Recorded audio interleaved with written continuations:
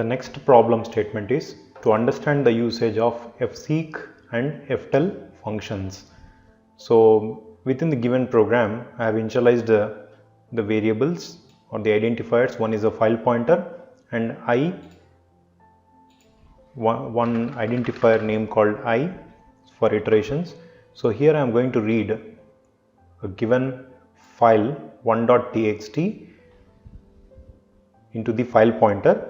Now within this 1.txt we have a message called welcome. Now we are going to see the position of welcome with the help of this fseek and ftell function. Now I equal to 1, I less than or equal to 7, I plus plus, printf %c, the first parameter will be giving me the file. Within the given file, what is the first character, and %d is nothing but the position. It gives me the position of that particular file pointer position, and fseek of fp comma ftell comma 0. So within the given file we are going to get the individual character and its position.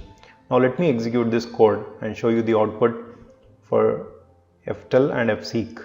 So after executing this code, we will be getting w is in 0th position, e is in 1 position, l is in 2nd position, c is in 3rd position, o is in 4th position, m is in 5th position, e is in 6th position.